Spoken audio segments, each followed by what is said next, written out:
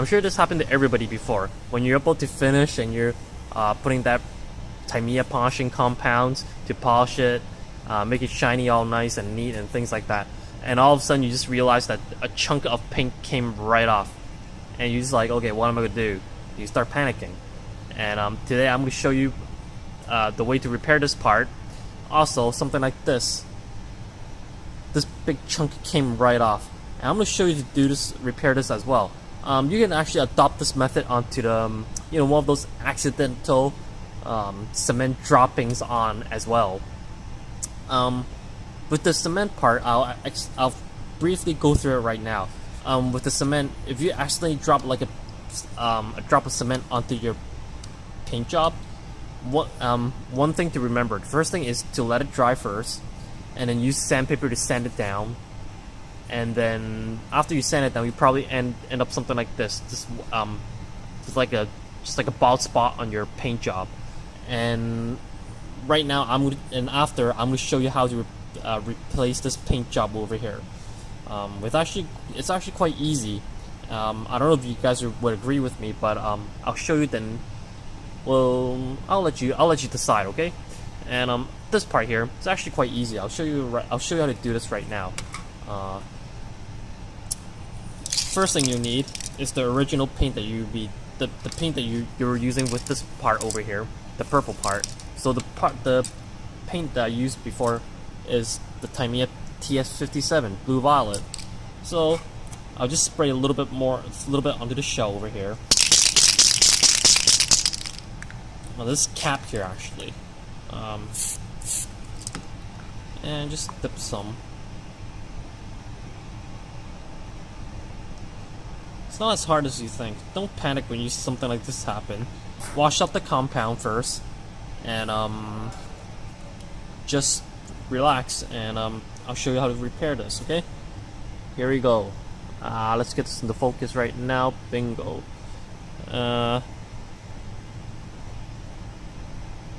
Just like that. Keep your hands steady. Get like a really fine paintbrush to do this.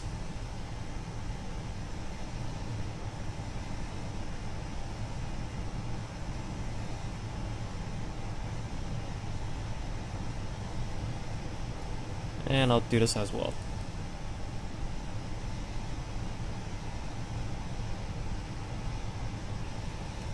Okay, it's kind of like that. I don't know if you guys can tell the difference right now. Pretty simple, really easy. Again, don't panic when something like this happens. I'll do the roof as well. Over here is actually a chunk of paint missing.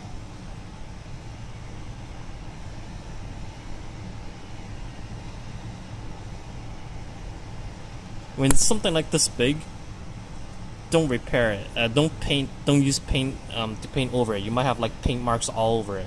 So what you do is that use the airbrush. Use the aerosol can, or if you guys use an airbrush earlier, then you can do that as well. But something like this, I wouldn't use a paintbrush to repair it. Okay, and I'll just keep doing this. I'll show you that after. It's actually easy. Really easy. Just like that. Like, wait till let it dry. The paint will eventually blend right into the original paint. After when it's dry, you want to make it look smoother and nicer. Use the Tamiya compound to sort of like give it a light polish. Use the blue one or the white one. Don't use the red one. The red one is too rough. It might just take the paint right back out again. Use the blue one or the white one, okay? And let's move on to this part over here. So I'll just toss this aside and the paintbrush aside as well. Today is actually a pretty fast lesson. You don't need to do too much for this. Oh, one thing. Wait, let me just jump onto this part first. When you guys are doing this, make sure you guys make a hole somewhere around like I like to rip this part out, so like when they have that these rough edges instead of these sharp ones like over here, to make it for this part over here. There's no specific reason for it. Well, probably is, because how do I explain this? If I make it too rough, it'll end up probably something like you can see these straight edges on the side. That's the reason why I made it like this, sort of like that rough cutting on it. Okay, and when you're doing this, you need to kind of have some kind of. You have to be careful while doing this. Make sure the paper itself is not sticking right onto the body, and make sure you hover a little bit. Make sure you hover over the spot that you want to respray again a little bit. There's actually a reason for this. If you guys like stick the whole piece of paper right onto it, it'll end up something edgy like this. The paint will actually pop right up. I don't know if you guys can see this. So you can see these edges right there. These paint edges over here. And it's not going to be that nice.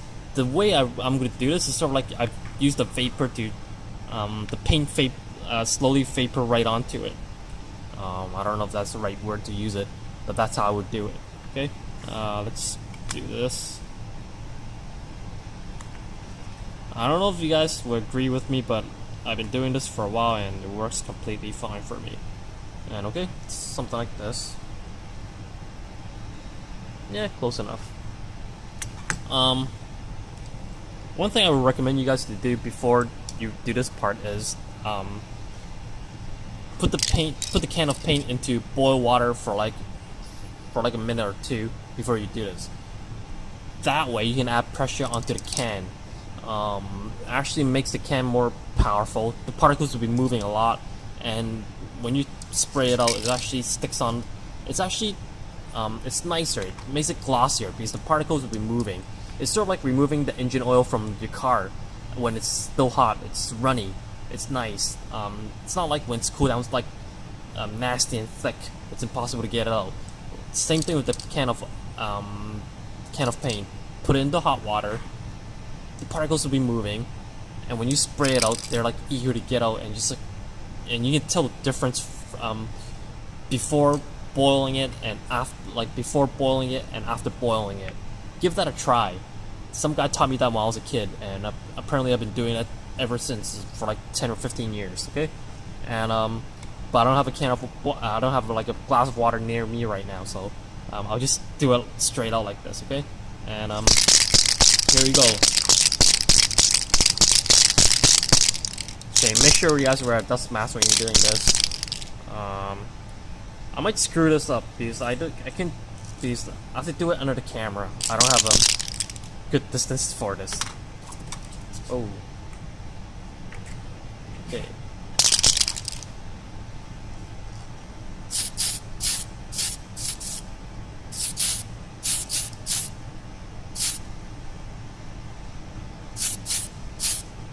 I got this part as well. Haha.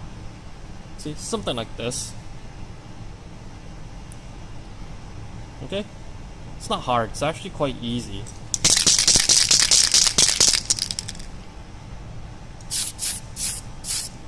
Okay. Make sure it's still actually thicker than before. If you guys like polish it again, you guys will have difficulty doing this, okay? And since this is a test, I might as well remove it right now to show you guys what it looks like.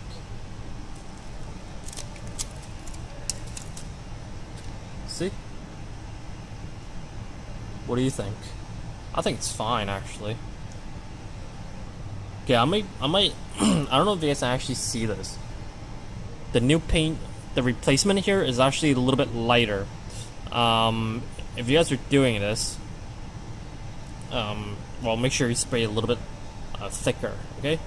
But other than that, I think it's completely fine. You can actually see the orange peel on the side over here. What you can do is that you can use the Tamiya compound to sand it down again, to polish it again, to make the new paint blend in with the old paint, okay? And I actually wrote down something over here. I don't know if you guys can actually see it. Some colors, it might work. It works perfectly fine with the dark colors, but I don't know about the light colors, because I tried because most of the time when I screw up, it's usually the dark colors, and due to experience, like from my experience, colors such as yellow, fluorescent red, red, metallic colors such as like metallic blue, metallic silver, might not work as well. The reason is that the metallic colors, they usually have that silver base underneath it. Every time when you spray it out, it's sort of like it's different.